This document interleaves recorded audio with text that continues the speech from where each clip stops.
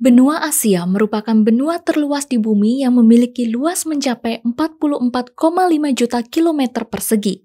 Benua ini juga menjadi tempat tinggal bagi setengah populasi di seluruh dunia, yaitu sebanyak 4,5 miliar jiwa.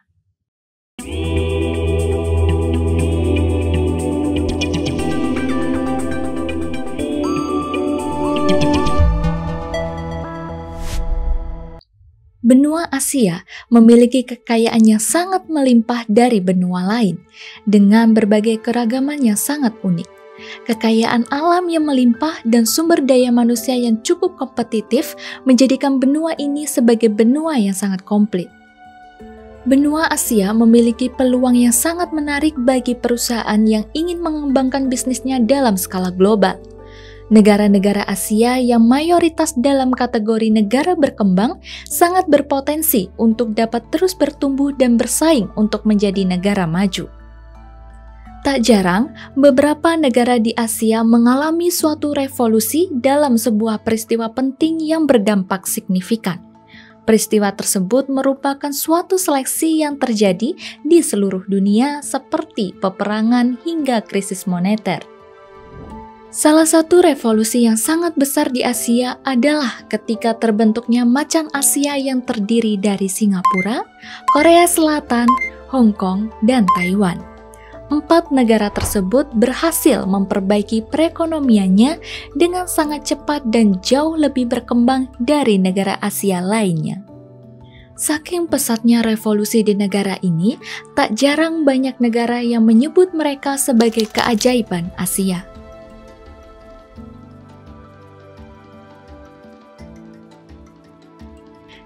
Era transformasi Macan Asia dimulai setelah terjadinya Perang Dunia II, di mana Jepang mengalami kekalahan. Kala itu, semua negara berlomba-lomba membangun negaranya kembali sebagai kompensasi kehancuran akibat perang. Pada masa itu, pemerintah mendorong industrialisasi dengan memanfaatkan sumber daya lokal dan perekonomian berbasis ekspor. Seiring dengan peningkatan pendapatan dan pembangunan, kelas konsumen dan wirausaha perlahan mulai berkembang yang mendorong aktivitas ekonomi.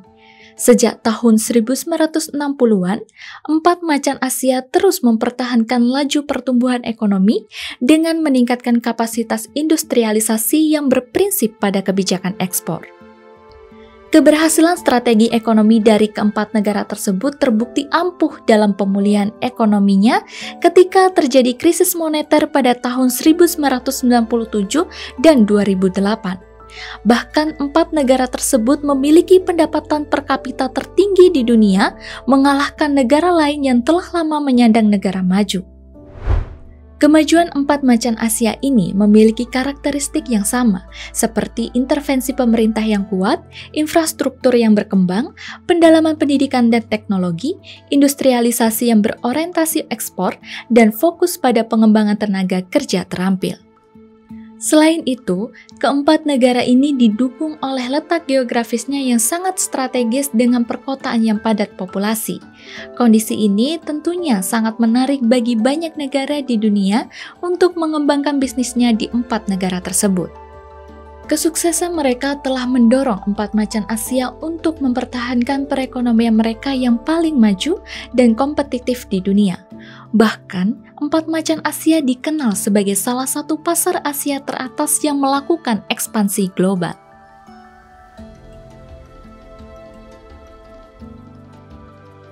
Setelah mengenal secara singkat sejarah macan Asia, berikut kami uraikan dari langkah jitu yang diterapkan masing-masing negara untuk menjadi negara dengan ekonomi teratas.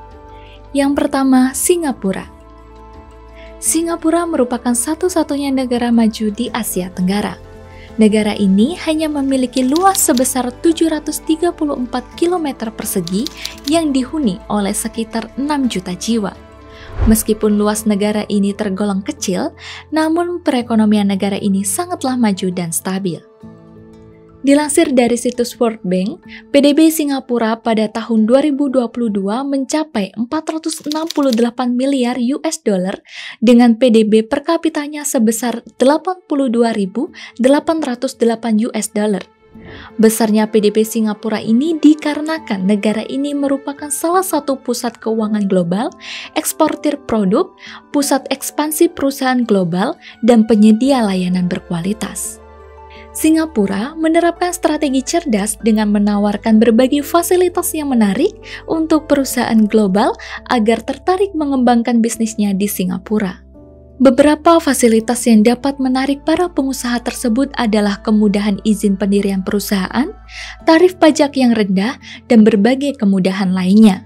Selain itu, pemerintah Singapura juga gencar berinvestasi di sektor swasta dan menawarkan insentif bagi banyak perusahaan.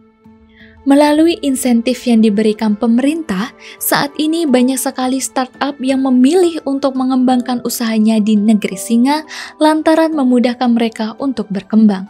Letak Singapura yang strategis memudahkan negara ini untuk menjangkau banyak negara di Asia Tenggara. Selain didukung dengan berbagai kemudahan dari pemerintah, Singapura juga memiliki tenaga kerja yang kompeten dan mahir berbahasa Inggris.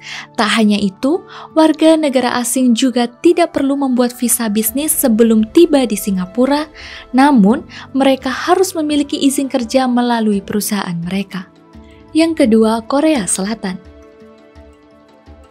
Korea Selatan terletak di semenanjung Korea yang berbatasan langsung dengan Korea Utara. Negara ini memiliki luas mencapai 100.210 km persegi yang dihuni oleh hampir 52 juta jiwa. Setelah disepakatinya perjanjian gencatan senjata antara Korea Selatan dan Korea Utara, negara ini melakukan pembangunan infrastruktur secara masif. Pembangunan infrastruktur ini berdampak positif bagi pertumbuhan ekonominya yang menjadikan Korea Selatan sebagai negara paling makmur di Asia. Dilansir dari situs World Bank, PDB Korea Selatan pada tahun 2022 mencapai 1,7 triliun US dollar dengan PDB per kapitanya sebesar 32.423 US dollar. Pesatnya pertumbuhan ekonomi Korea Selatan ini dipicu oleh fleksibilitas pemerintah dalam perizinan usaha agar investor asing berminat menanamkan modalnya di Korea Selatan. Dalam hal ini, pemerintah memberikan hibah dan insentif pajak kepada perusahaan asing yang telah berkontribusi terhadap perekonomiannya. Korea Selatan juga telah merancang sebuah peta khusus yang ditujukan sebagai tempat pendirian usaha agar tidak mengganggu penduduknya. Upaya lain yang dilakukan Korea Selatan ialah dengan membuat 18 perjanjian perdagangan dengan negara lain untuk mendorong kesempatan ekspor yang lebih besar. Kerjasama yang dilakukan Korea Selatan dengan negara asing berdampak positif dalam meningkatkan kualitas pekerja lokal. Hal inilah yang mendorong Korea Selatan menjadi salah satu negara paling paham teknologi di dunia sebagai produsen elektronik dan semikonduktor terkemuka.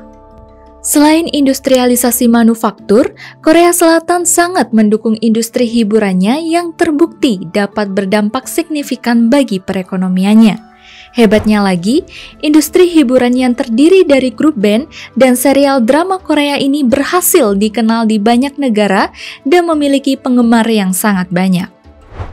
Korea Selatan juga dikenal dengan tenaga kerjanya yang berpendidikan tinggi, sehingga mampu menciptakan teknologi yang inovatif dan kompetitif.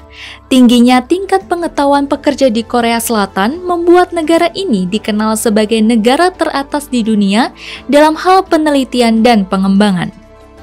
Meskipun Korea Selatan memiliki tenaga kerja yang unggul, namun negara ini menerapkan kebijakan yang ketat bagi pekerja asing yang ingin bekerja di negaranya. Untuk bekerja di Korea Selatan, pekerja asing harus mendapatkan surat rekomendasi dari pemerintah dan memiliki tawaran pekerjaan yang sudah ditetapkan sebelum mendapatkan visa yang sesuai. Pemerintah mendistribusikan visa menggunakan sistem poin berdasarkan kualifikasi individu dan potensi manfaat bagi negara. Yang ketiga, Hong Kong. Hong Kong merupakan daerah administratif khusus di Republik Rakyat Cina. Daerah ini memiliki luas sekitar 2.755 km persegi dengan populasi mencapai 7,5 juta jiwa. Keputusan Cina menjadikan Hong Kong sebagai daerah administratif khusus lantaran sejarah Hong Kong yang berbeda dengan wilayah Cina lainnya. Pada era kolonialisme, Hong Kong merupakan bekas koloni Inggris yang menciptakan kultur yang berbeda secara mendasar dari wilayah Tiongkok lainnya. Dari sejarah tersebut, Hong Kong membuka peluang besar terhadap ekonomi kapitalis Barat yang diimbangi oleh Partai Komunis Tiongkok sebagai penguasa politik. Dilansir dari situs World Bank, PDB Hong Kong pada tahun 2022 mencapai 359,8 miliar US dollar dengan PDB per kapitanya sebesar 48.984 US dollar. Pesatnya pertumbuhan ekonomi Hong Kong dikarenakan kebijakan perdagangan bebas yang paling agresif dibandingkan macan Asia lainnya. Kebijakan tersebut tidak mengenakan tarif impor dan hanya menagih cukai pada 4 komoditas, yaitu tembakau, metil alkohol, minuman beralkohol, dan minyak hidrokarbon. Keunggulan lain yang sangat menarik pebisnis adalah pajak yang rendah, tenaga kerja kompeten, infrastruktur yang canggih, dan sektor keuangan dan pemasaran yang kuat. Selain itu, perusahaan internasional dapat dengan mudah merekrut karyawan dari luar negeri lantaran visa kerja di Hong Kong relatif mudah diperoleh.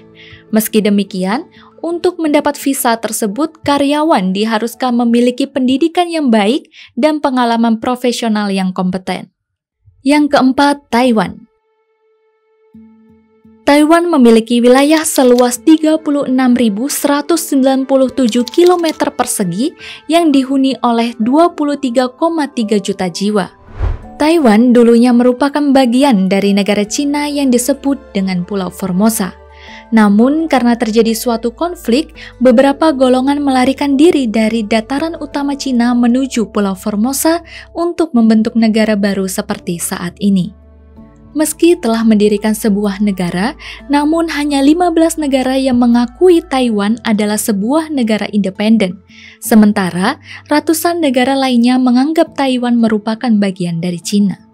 Dilansir dari situs Statista, PDB Taiwan pada tahun 2022 mencapai 760 miliar US dollar dengan PDB per kapitanya sebesar 32.756 US dollar. Taiwan memfokuskan dirinya pada industri berat seperti baja, permesinan, petrokimia, dan elektronik. Dari industri tersebut, akhirnya Taiwan menjadi pusat manufaktur dunia yang dapat memproduksi produk dengan biaya rendah dan pasar yang stabil. Layaknya macan Asia lainnya, pemerintah Taiwan juga aktif mempromosikan investasi asing dengan memberikan kemudahan pengoperasian perusahaan internasional. Kebijakan investasi luar negeri Taiwan berorientasi pada kemajuan teknologi untuk mempertahankan gelarnya sebagai Raja Teknologi Asia. Gelar tersebut berhasil disandang Taiwan lantaran negara ini memiliki basis industri yang besar, penelitian dan pengembangan yang canggih, dan infrastruktur yang memadai. Pemerintah Taiwan juga telah berhasil menarik perhatian perusahaan internasional dengan memberikan banyak kelonggaran untuk mempekerjakan warga negara asing profesional.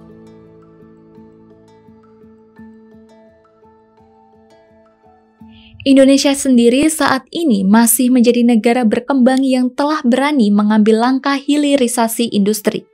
Langkah yang dilakukan Indonesia ini merupakan langkah yang terbaik untuk meningkatkan nilai jual produknya. Meskipun langkah hilirisasi ini banyak ditentang oleh negara asing, namun upaya yang dilakukan Indonesia ini merupakan ujung tombak kemandirian dan kemajuan Indonesia. Hilirisasi industri ini terbukti dapat mendatangkan keuntungan yang sangat besar baik dalam pendapatan negara maupun penyerapan tenaga kerja. Selain hilirisasi, pemerintah Indonesia juga harus aktif dalam menarik minat investor dan perusahaan global agar berminat melakukan ekspansi bisnis di Indonesia. Bila dilihat dari PDB per kapitanya, Indonesia memiliki pertumbuhan PDB per kapita yang terus meningkat di setiap tahunnya. Jumlah PDB per kapita Indonesia pada tahun 2021, 2022, dan 2023 secara berturut-turut adalah 4.334 US dollar, 4.788 US dollar, dan 4.919 US dollar. Angka tersebut terus meningkat di setiap tahunnya dan menunjukkan tren positif bagi perekonomian Indonesia. Selain itu, pemerintah memprediksi bahwa Indonesia akan menjadi negara maju di tahun 2045 dengan PDB per kapita sebesar 30.000 US dollar. Menurut kalian, apakah Indonesia dapat menjadi negara maju di tahun 2045 dengan beragam kondisi yang terjadi sekarang? Dan apakah Indonesia akan menjadi macan Asia selanjutnya? Yuk diskusi di kolom komentar ya!